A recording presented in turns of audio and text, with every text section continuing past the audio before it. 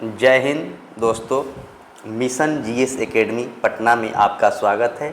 आज मैं आपके लिए फिर 50 क्वेश्चन लाया हूं। जिस तरह डेली ऑब्जेक्टिव क्वेश्चन 50 को लाया जाता है, तो आज जो 50 मैं क्वेश्चन लाया हूं, जिसमें सभी सब्जेक्ट से क्वेश्चन दिया गया है, यानी कि history, geography, Indian polity, science में तीनों, फिजिक्स, केमिस्ट्री, बायोलॉजी, इकोनॉमिक्स और स्टैटिक्स। इससे टोटल 50 क्वेश्चन का एमसीक्यू बनाया गया है और इसमें जो भी क्वेश्चन डाला गया है काफ़ी इम्पोर्टेंट क्वेश्चन है आपके एग्ज़ाम के व्यू से।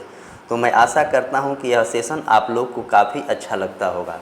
और जो भी लोग अभी तक चैनल को सब्सक्राइब नहीं किए हैं, वो लोग चैनल को सब्सक्राइब कर लेंगे और पुराने लोग ज़्यादा से ज़्यादा वीडियो को शेयर करेंगे अपने ग्रुप में कि और भी स्टूडेंट के पास यह सूचना पहुँचे और इसे देखें और उससे लाभ मिले।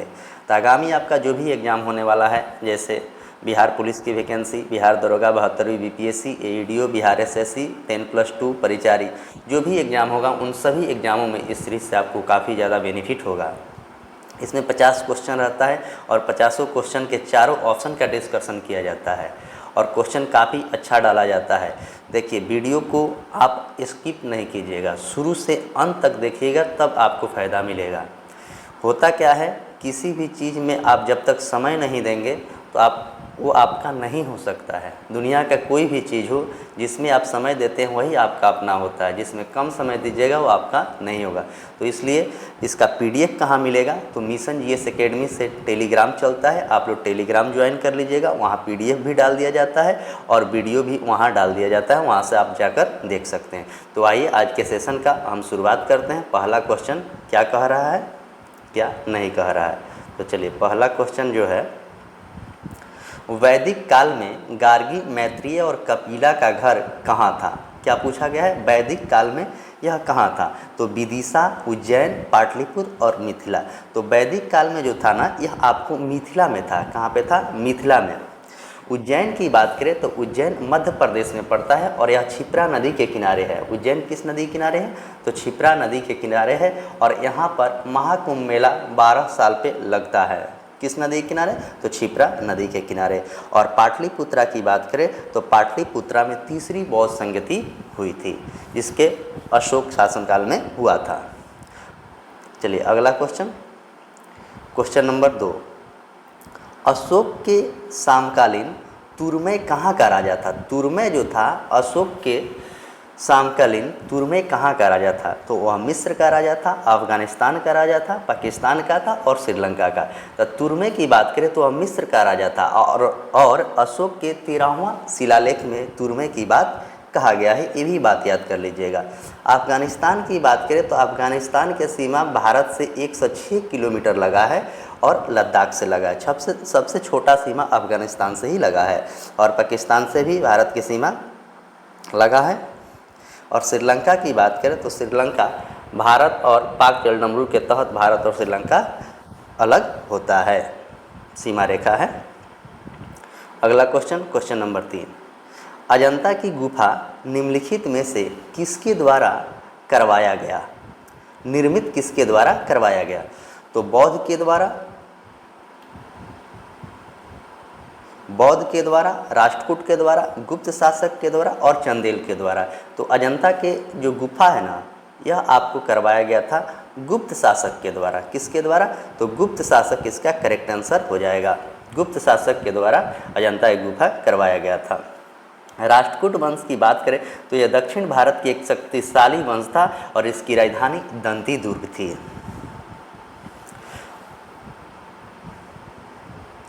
चलिए अगला question, question number 3। Question number 4। निम्नलिखित में से कौन सा साम्राज्य सबसे लंबे समय तक चला था। पूछा है कि निम्नलिखित में से कौन सा साम्राज्य जो है सबसे लंबे समय तक चला था। तो पाल, प्रतिहार, राष्ट्रकूट और सेन। तो सबसे लंबे समय तक चलने वाला जो है ना, यह आपको राष्ट्रकूट था। क्या था, राष्ट्रकूट जो था यह सबसे लंबे समय तक चला था।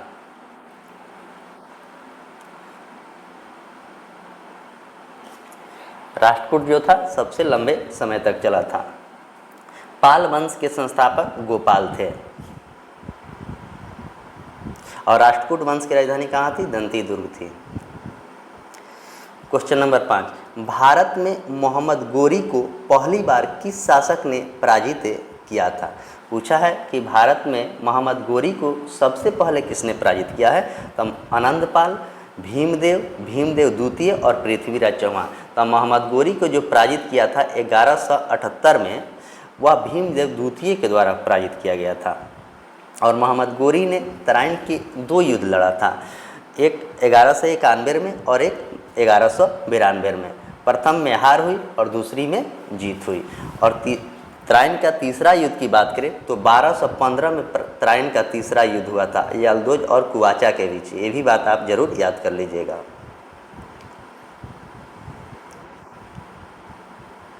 क्वेश्चन नंबर 6, भारत के प्रथम विद्युत तार सेवा कहाँ से कहाँ तक शुरू की गई थी? कोलकाता से पटना, कोलकाता से लखनऊ, कोलकाता से डायमंड हार्बर और कोलकाता से आगरा। तो भारत के प्रथम जो विद्युत सेवा जो है 1850 में, कब? 1850 में शुरू किया गया था, कोलकाता से डायमंड हार्बर के बीच में। और उस समय भारत के वायसराय कौन थे? तो उस समय भारत के वायसराय लॉर्ड डलहौजी थे। लॉर्ड डलहौजी के ही शासनकाल में पहली बार ट्रेन भी चलाया गया है।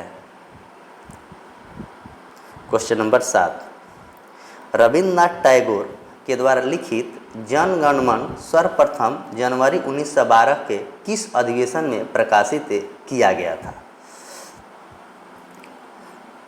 राष्ट्रीय जागृति में, तत्वबोधिनी में, भारत भाग्य विधाता में और राष्ट्रगान में। तो इसका आंसर हो जाएगा भारत भाग्य विधाता, भारतवाद विधाता, यानी कि ऑप्शन सी। तत्वबोधिनी की बात करें, तत्वबोधिनी पत्रिका का प्रकाशन महर्षि देवेंद्रनाथ टैगोर ने किया था। और राष्ट्रगान जन गण मन रविन्द्रनाथ टैगोर के द्वारा ही लिखा गया था। सत्यशोधक समाज के संस्थापक कौन थे? डॉक्टर बाबा साहेब अम्बेडकर, आत्माराम पांडुरंग, गोपाल बाबा और ज्योतिबा फुले। तो सत्यशोधक समाज की स्थापना जो किए थे वह आपको ज्योतिबा फुले किए थे। तब कब किए थे? तो 1873 में सत्यशोधक समाज की स्थापना किया था। आत्माराम पांडु की बात करें तो यह प्रार्थना समाज की स्थापना 1867 में किया था। कब किया था? 1867 में किया था। भीमराव अंबेडकर की बात करें तो यह संविधान इन्हीं के द्वारा लिखा गया था, भीमराव अंबेडकर को।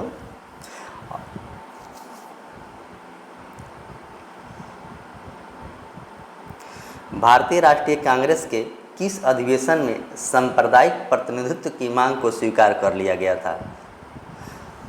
1915 के मुंबई अधिवेशन में, 1916 के लखनऊ अधिवेशन में, 1914 के मद्रास अधिवेशन में और 1916 के अमृतसर अधिवेशन में। तो इसका आंसर हो जाएगा ऑप्शन बी, यानी कि 1916 का जो लखनऊ अधिवेशन हुआ था उसी में सांप्रदायिक प्रतिनिधित्व की मांग को स्वीकार किया गया था। और इसका अध्यक्ष थे अंबिका चरण मजूमदार।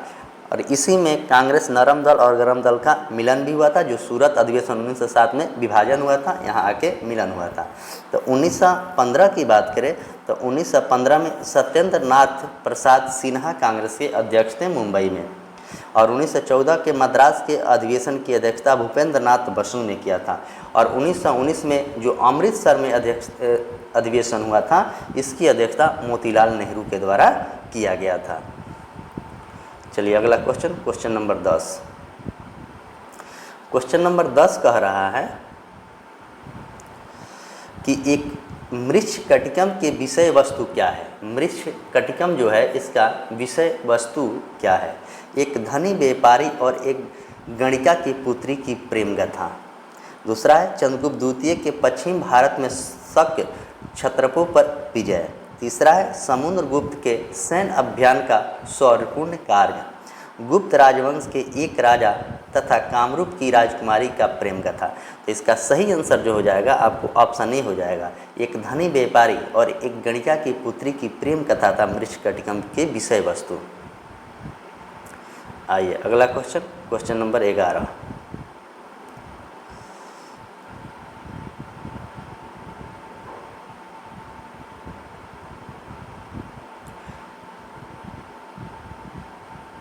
क्वेश्चन नंबर 11 कह रहा है जल में तैरने में न्यूटन के गति का कौन सा नियम लागू होता है।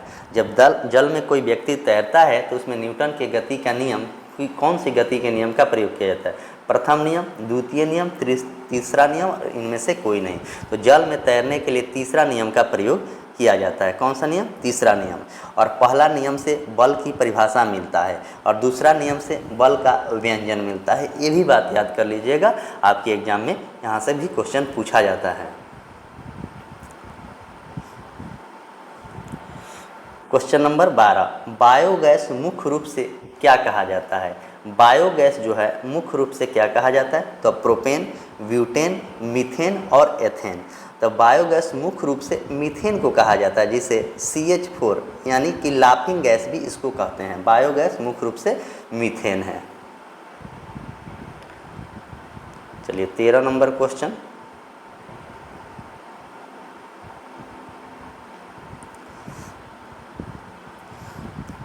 क्वेश्चन, देखेंगे। राष्ट्रीय विकास परिषद NDC का गठन कब किया गया था। राष्ट्रीय विकास परिषद का गठन कब किया गया था? 16 अगस्त 1952, 15 अगस्त 1950, 26 जनवरी 1950 और 12 मार्च 1951। तो 16 अगस्त 1952 को राष्ट्रीय विकास परिषद का गठन किया गया था। राष्ट्रीय विकास परिषद का गठन 16 अगस्त 1952 को। 26 जनवरी 1950 को भारत गणतंत्र हुआ था। क्वेश्चन नंबर 14,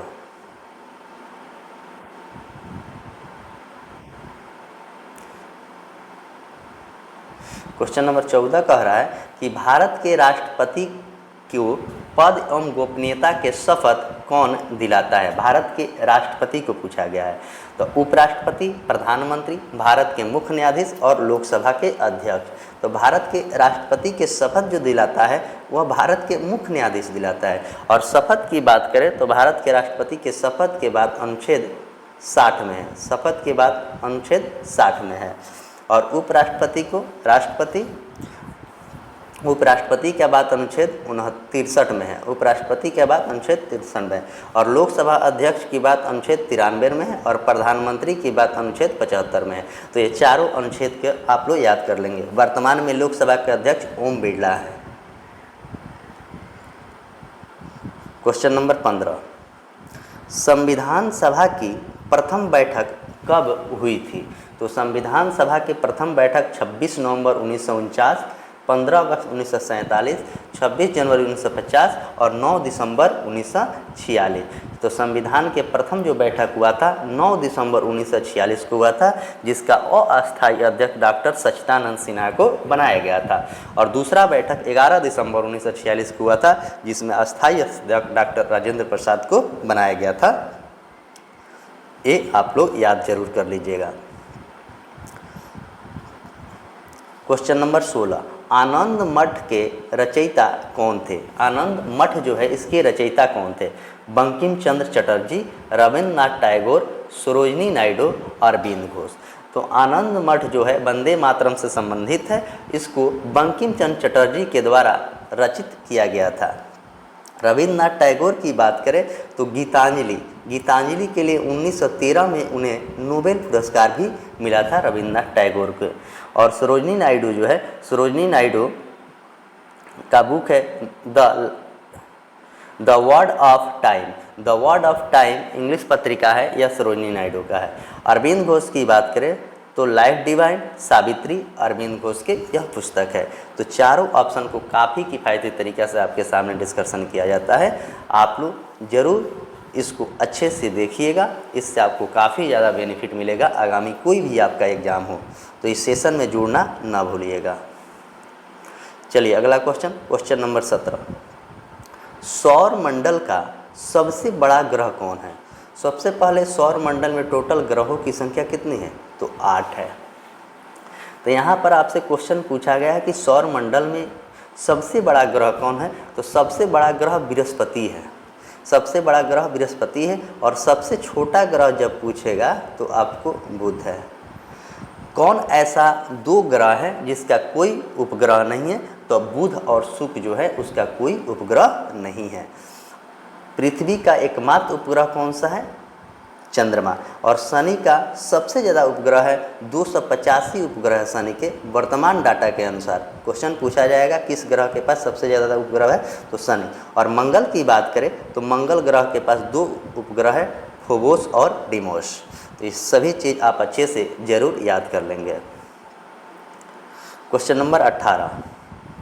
क्वेश्चन नंबर 18 कह रहा है कि विटामिन सी का रासायनिक नाम क्या है? तो सबसे पहले विटामिन का खोज किया था फंक। तो यहाँ पर पूछा गया है कि विटामिन सी का रासायनिक नाम, रेटिनॉल, एस्कॉर्बिक एसिड, थायमिन और कैल्सीफेरॉल। तो विटामिन सी का नाम है एस्कॉर्बिक एसिड, जो सबसे ज़्यादा आंवला में पाया जाता है विटामिन सी। विटामिन ए का नाम है रेटिनॉल, जो गाजर में पाया जाता है। विटामिन बी का नाम है थायमिन और विटामिन डी का नाम है कैल्सीफेरॉल, जो सूर्य की रोशनी से मिलता है विटामिन डी। घाव भरने में भी विटामिन डी का ही प्रयोग किया जाता है। Question number 19। मानव के शरीर में लाल रक्त कणिका यानी कि आरबीसी का निर्माण कहाँ पे होता है? आरबीसी का जो निर्माण होता है यह कहाँ पर होता है, यह क्वेश्चन पूछा गया है। तो यह हृदय में, यकृत में, तिल्ली में और अस्थि मज्जा में। तो मानव के शरीर में लाल रक्त कणिकाएं का निर्माण जो होता है यह अस्थि मज्जा में होता है। कहाँ पे होता है? अस्थि मज्जा। ऑप्शन डी इसका करेक्ट आंसर है। हृदय कितना बार धड़कता है? तो 72 बार हृदय धड़कता है। Question number 20। बिहार राज्य का गठन कब हुआ था? क्वेश्चन पूछा गया कि बिहार राज्य का जो गठन हुआ था यह आपको कब हुआ था? 15 जनवरी 1947, 22 मार्च 1912, 1 नवंबर 2000, 2 मई 1912। तो बिहार राज्य का जो गठन हुआ था ऑप्शन बी हो जाएगा 22 मार्च 1912। 22 मार्च को ही बिहार दिवस मनाया जाता है, ये भी बात आप लोग अच्छे से याद कर लीजिएगा। 1 नवंबर 2000 को छत्तीसगढ़ का गठन हुआ, 9 नवंबर 2000 को उत्तराखंड के गठन हुआ और 15 नवंबर 2000 को झारखंड का गठन हुआ। ये भी क्वेश्चन आपसे एग्जाम में पूछा जाता है। और किस संविधान संशोधन के तहत इन तीनों का हुआ? तो एक 84वां संविधान संशोधन हुआ था, उसी के तहत यह तीनों राज्य का गठन किया गया था। Question number 21। अर्थशास्त्र को व्यशिष्ट और समिष्ट में किसने विभाजित किया था? किसने विभाजित किया था? एडम स्मिथ, मार्शल, रैगनर फ्रिश और रॉबिन्सन। तो यह किसने किया था? यह क्वेश्चन पूछा गया है। तो रैगनर फ्रिश ने किया था। किसने किया था? रैगनर फ्रिश। ऑप्शन सी इसका करेक्ट आंसर है। Question number 22। क्वेश्चन नंबर 22 कह रहा है नीति आयोग निम्नलिखित में से किस दिन अस्तित्व में आया था? नीति आयोग से पहले योजना आयोग था। योजना आयोग की स्थापना 15 मार्च 1950 को हुआ था और इसको समाप्त करके इसके जगह पर नीति आयोग लाया गया। इसको समाप्त किसने किया था? तो नरेंद्र मोदी जब भारत के प्रधानमंत्री बने थे तो 15 अगस्त 2014 की इसकी घोषणा हुई, लेकिन अस्तित्व में आया 1 जनवरी 2015 को। तो ऑप्शन डी जो है इसका करेक्ट आंसर है। नीति आयोग के प्रथम अध्यक्ष कौन थे? तो नीति आयोग के प्रथम अध्यक्ष नरेंद्र मोदी थे और योजना आयोग के अंतिम अध्यक्ष कौन थे? तो नरेंद्र मोदी थे। और योजना आयोग के प्रथम अध्यक्ष कौन थे? तो पंडित जवाहरलाल नेहरू थे। 1 जनवरी 2014 की घोषणा हुई थी, ये भी बात आप लोग याद रखिएगा। Question number 23। निम्नलिखित में से कौन से मंदे राष्ट्रीय आय में शामिल नहीं होती है? लाभांश, भविष्य निधि, विदेशी पर्यटकों के द्वारा देश में व्यय, शेयर तथा डिवेंचर। तो क्या पूछा गया? मंदे राष्ट्रीय आय में शामिल नहीं है। पूछा गया है शामिल नहीं है। तो क्वेश्चन नंबर 23 का जो आंसर हो जाएगा शेयर और डिवेंचर। शेयर और डिवेंचर शामिल नहीं है। ऑप्शन डी इसका करेक्ट आंसर है। आइए क्वेश्चन नंबर 24। किस संविधान संशोधन अधिनियम के तहत सिक्किम को पूर्ण राज्य का दर्जा मिला है?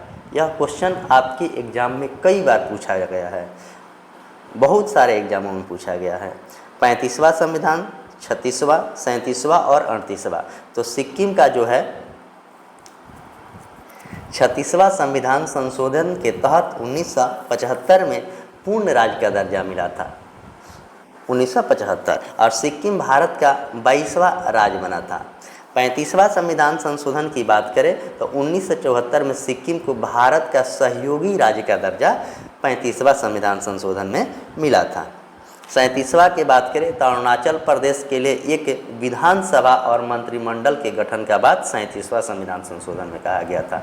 38वां की बात करें तो 38वां संविधान संशोधन के जरिए राष्ट्रपति और के कार्यकारिणी शक्ति को अत्यधिक मजबूत किया गया था। यानी कि चारों काफ़ी अच्छे से आपको बताया गया है। संविधान संशोधन से आपके एग्जाम में क्वेश्चन देखने को मिलता है। आइए अगला question, question number 25। Question number 25 कह रहा है, लोक अदालत की स्थापना पहली बार निम्नलिखित में से किस राज्य में हुआ था? लोक अदालत बिहार, गुजरात, महाराष्ट्र और उत्तर प्रदेश। तो लोक अदालत की स्थापना पहली बार गुजरात में 1982 में हुआ था। कब हुआ था? 1982 में, याद कर लीजिएगा, 14 मार्च 1982 गुजरात। बिहार की बात करें तो बिहार राज्य का गठन कब हुआ था? तो 22 मार्च 1912।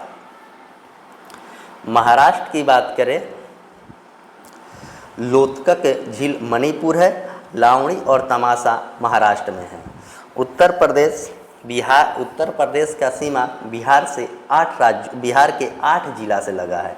वह 8 जिला कौन कौन सा है? कल भी आपको मैंने बताया था और आज फिर से मैं बता रहा हूँ। पूर्वी चंपारण, गोपालगंज, सिवान, सारण, भोजपुर, बक्सर, कैमूर और रोहतास। यह 8 जिला जो है उत्तर प्रदेश से बिहार का सटता है।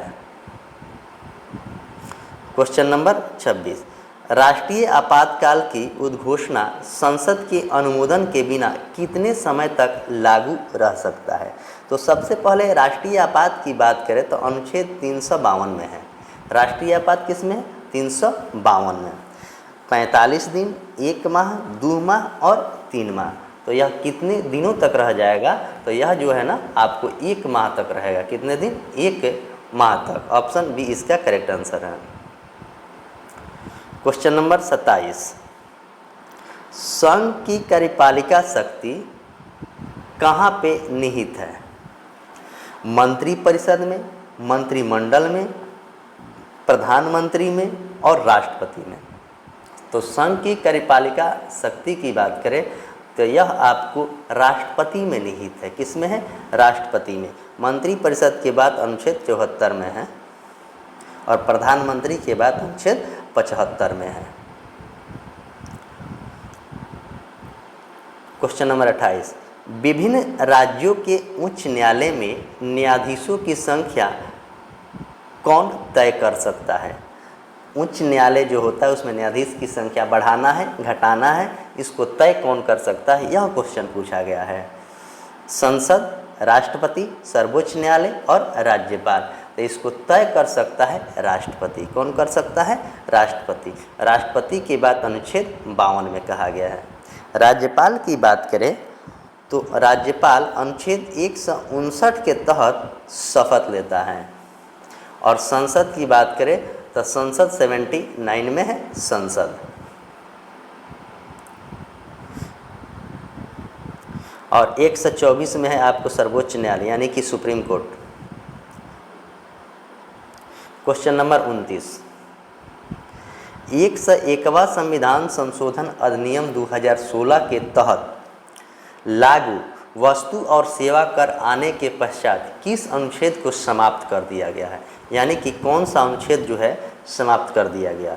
अनुच्छेद 246, अनुच्छेद 248, अनुच्छेद 268, अनुच्छेद 269। तो पूछा गया है कि कौन सा अनुच्छेद को समाप्त कर दिया गया? तो ऑप्शन सी जो है इसका करेक्ट आंसर है। अनुच्छेद 268 को खत्म कर दिया गया। 246 की बात करें अनुच्छेद, तो केंद्र और राज्य सरकार के विधानमंडल के बीच कानून बनाने की शक्ति की बात कहा गया है 246।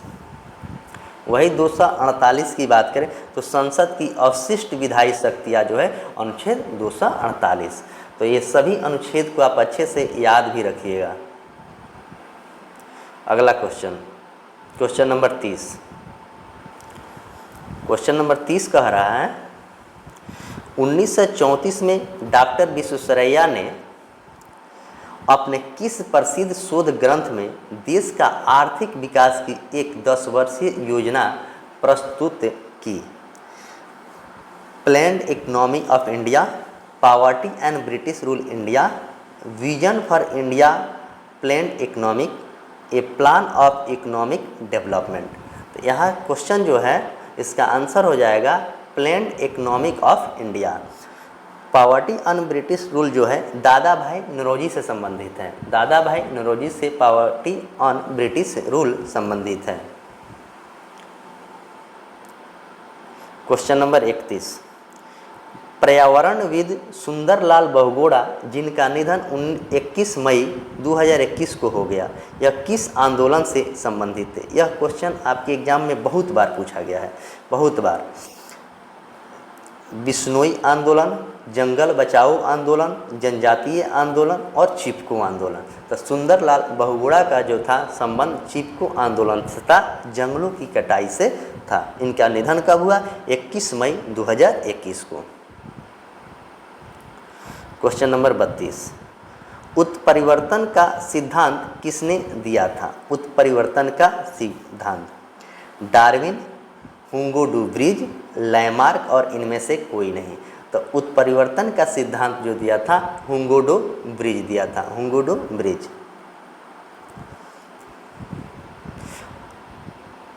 Question number 33।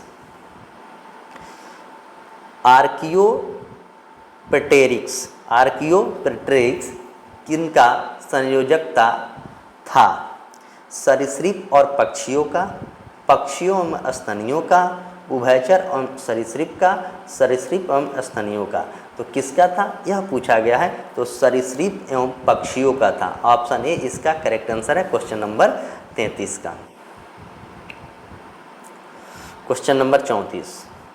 निम्नलिखित में से असत्य कथन की पहचान करें। मतलब कौन सा इसमें गलत कथन है उसको चुनना है। पारिस्थितिकी तंत्र में हरे पौधे उत्पादक का कार्य करते हैं। लोमड़ी एक द्वितीय उपभोक्ता का उदाहरण है। वायस एक अपघटक है। सर्वप्रथम टोन्सले ने परितंत्र शब्द का प्रयोग किया था। तो इसमें क्या पूछा गया है? गलत। तो गलत आपको ऑप्शन सी है, ऑप्शन सी जो है गलत है, बाकी सब सही है। तो पारिस्थितिकी तंत्र हरे पौधे उत्पादक का कार्य करता है, यह बिल्कुल सही है। लोमड़ी एक द्वितीय उपभोक्ता का उदाहरण है, ये भी सही है। और टोन्सले जो था पारितंत्र शब्द का प्रयोग किया था, यह भी सही है। तो गलत आपको वायस एक अपघटक है, यही गलत है, गलत को चुनना था। Question number 35। निम्नलिखित में से किसे जंगल की आग के नाम से जाना जाता है? जंगल की आग के नाम से जाना जाता है। ढाक यानी पलाश, इकोलिप्टस, कैक्टस और सागौन। तो जंगल के आग के से जाना जाता है ढाक यानी पलाश को। किसको जाना जाता है? पलाश को। सागौन भी काफ़ी महंगा पेड़ मिलता है सागौन का। Question number 36। वायरस के विकास के लिए किसकी आवश्यकता होती है? क्वेश्चन पूछा गया कि वायरस के विकास के लिए किसकी आवश्यकता होती है? जीवाणु के, पौधे के, जानवर के, जीवित कोशिकाएं के। तो किसका होता है? तो जीवित कोशिकाएं की होता है वायरस के विकास के लिए। जीवाणु का खोज किसने किया था? लीवेनहॉक।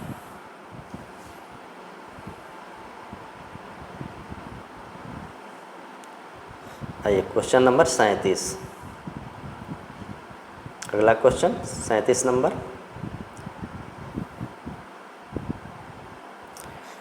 37 नंबर क्वेश्चन कह रहा है कि जीव द्रव की खोज किसने किया था? जीव द्रव का खोज किसने किया था? सिंगर एवं निकोलस ने, डूजाडिर्न, नील एवं रुस्का, लीवेनहॉक। तो यह किसने किया था? तो यह जो किया था डूजाडिर ने, डूजाडिर ने जीव द्रव का खोज किया था। अगला क्वेश्चन, जब गेंद जमीन पर उछाली जाती है तब अचानक क्या परिवर्तित होता है? तो उसमें अचानक क्या परिवर्तित, इसकी चाल, इसका संवेग, इसकी गतिज ऊर्जा और इसकी स्थितिज ऊर्जा। तो उसमें पूछा गया है कि कौन सा परिवर्तन होता है? तो परिवर्तन आपको उसका संवेग में हो जाता है। अगर किसी गेंद के ज़मीन को उछाला जाएगा तो उसका संवेग में परिवर्तन हो जाएगा। गतिज ऊर्जा होता है हाफ mv², जिसे काइनेटिक एनर्जी कहते हैं। क्वेश्चन नंबर 39, वैरोसोला जोस्टर विषाणु में कौन सा रोग होता है? वैरोसोला रोग से भी आपके एग्जाम में क्वेश्चन पूछा जाता है। पोलियो, चेचक, रेबीज और हैजा। तो यह जो रोग होता है चेचक होता है, चिकन पॉक्स। कुत्ता के काटने से रेबीज नामक बीमारी होती है।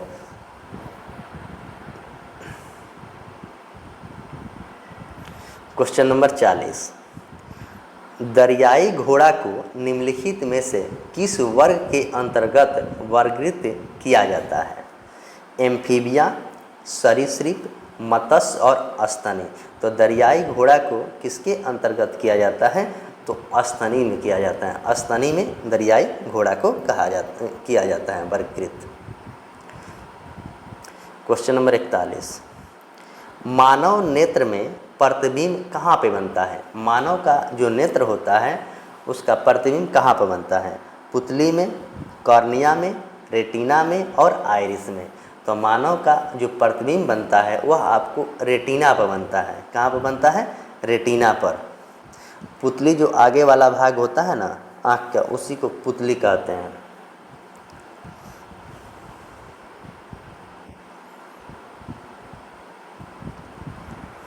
कौन सी ग्रंथि फेफड़ा के बीच विद्यमान रहती है? यानी कि लंग्स होता है, लंग्स माने फेफड़ा। कौन सी ग्रंथि जो है फेफड़ा के बीच विद्यमान रहती है? पीयूष ग्रंथि यानी कि पिट्यूटरी, अश्वेत हाइपोथैलेमस, बाल ग्रंथि थाइमस और शीर्ष ग्रंथि पीनियल। तो इसमें पूछा गया है कि कौन सा बीच में रहता है? तो बीच में जो रहता है ना वह आपको बाल ग्रंथि थाइमस रहता है। बाल ग्रंथि थाइमस रहता है। हाइपोथैलेमस जो है मानव को नियंत्रित करता है, ताप के पता चलता है उससे। चलिए अगला क्वेश्चन, क्वेश्चन नंबर 43, अचार एवं मुरब्बे में जीवाणु का संक्रमण होते हैं। जीवाणु क्यों मर जाते हैं? जीवाणु क्यों मर जाते हैं? ऑक्सीजन के कमी के कारण, मसाले की अधिकता के कारण, कोशिका नष्ट होने के कारण और जीव द्रव संकुचन होने के कारण। तो यह जो आंसर हो जाएगा ऑप्शन डी, यानी कि जीव द्रव के संकुचन होने के कारण अचार एवं मुरब्बे में जीवाणु मर जाते हैं। क्या होते हैं? मर जाते हैं। अगला क्वेश्चन, क्वेश्चन नंबर 44, वृक्क प्रतिदिन लगभग कितने लीटर रक्त का शुद्धिकरण करता है? मतलब किडनी जो है प्रतिदिन लगभग कितने लीटर रक्त को शुद्ध करता है? 125 लीटर, 180 लीटर, 180 मिलीमीटर और 175 लीटर। तो 1 मिलीमीटर में है, 1 लीटर में है। तो इसको आप ध्यान से देखिएगा। तो इसका आंसर हो जाएगा ऑप्शन बी, 180 लीटर करता है प्रतिदिन, यानी कि 24 घंटे में। मिलीमीटर में नहीं होगा, याद रखेंगे। क्वेश्चन नंबर 45, खुला परिसंचरण तंत्र किसमें पाया जाता है? खुला परिसंचरण तंत्र जो है यह किसमें पाया जाता है? तो कॉकरोच में, शेर में, तोता में, बंदर में। तो खुला परिसंचरण जो पाया जाता है यह कॉकरोच में पाया जाता है। कॉकरोच अभी काफ़ी चर्चित है।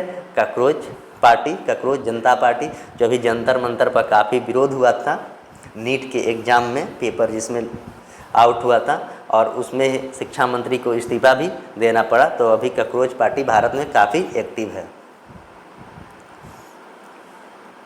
खुला परिसंचरण तंत्र भी है।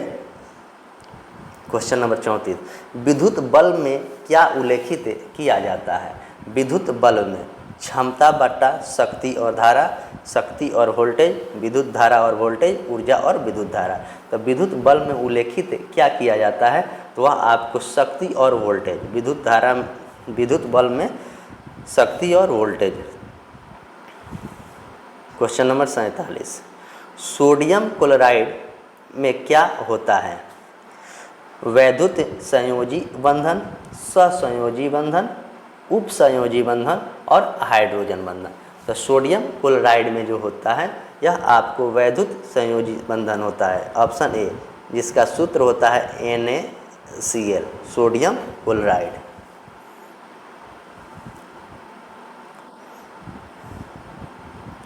क्वेश्चन नंबर 48, निम्नलिखित में से कौन सा मिश्रण गहनों की धुलाई यानी कि आभूषण की धुलाई सफाई हेतु प्रयुक्त किया जाता है? मतलब गहना में जो गंदा लग जाता है उसको साफ करने के लिए किसका प्रयोग किया जाता है? ईथर का, हाइड्रोक्लोरिक अम्ल का, एक्वा रिजिया का और नाइट्रिक अम्ल का। तो वह जो प्रयोग किया जाता है एक्वा रिजिया का प्रयोग किया जाता है, एक्वा रिजिया का।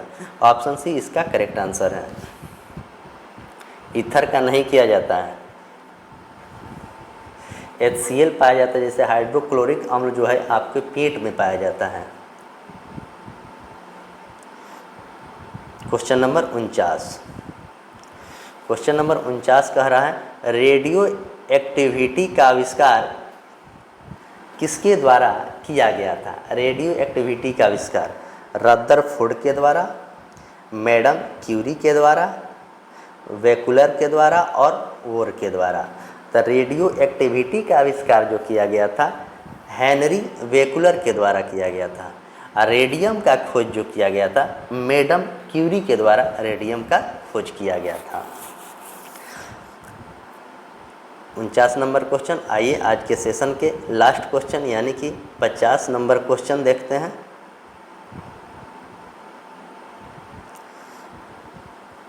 पचास नंबर क्वेश्चन क्या कह रहा है? निम्नलिखित में से कौन सा हाइड्रोजन का आइसोटोप नहीं है? पूछा गया कि निम्नलिखित में से 4 ऑप्शन दिया गया जिसमें हाइड्रोजन का आइसोटोप नहीं है। तो प्रोटियम, ड्यूटेरियम, ट्रिटेरियम और क्लोरीन 36। तो हाइड्रोजन का इसमें आइसोटोप क्लोरीन 36 नहीं है, बाकी तीनों प्रोटियम, ड्यूटेरियम और ट्रिटेरियम यह तीनों हाइड्रोजन के आइसोटोप हैं। सबसे ज़्यादा आइसोटोप पोलेनियम के होता है। सबसे ज़्यादा आइसोटोप किसका होता है? तब पोलेनियम के।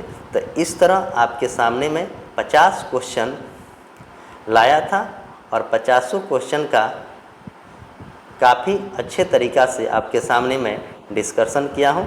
अब मैं आशा करता हूँ कि इस डिस्कशन से आप लोग को काफ़ी ज़्यादा बेनिफिट होता होगा। और जो भी लोग चैनल पर नए हैं तो चैनल को सब्सक्राइब कर लेंगे और टेलीग्राम आप लोग ज़रूर ज्वाइन कीजिएगा। और किसी भी एग्ज़ाम को पास करने के लिए उसमें आपको मेहनत करना पड़ेगा, पढ़ना पड़ेगा, तभी आप एग्ज़ाम पास हो सकते हैं, अन्यथा कोई उपाय नहीं है दूसरा आप एग्ज़ाम पास पढ़ाई के अलावा। तो आप अच्छे से पढ़िए, जितना आपको बताया जाता है उतना कीजिए, देखिए आपका रिजल्ट ज़रूर होगा। ईमानदारी से पढ़िएगा, ज़रूर रिजल्ट होगा। तो आज के सेशन में इतना ही, फिर मिलेंगे कल 50 क्वेश्चन के साथ। तब तक के लिए धन्यवाद।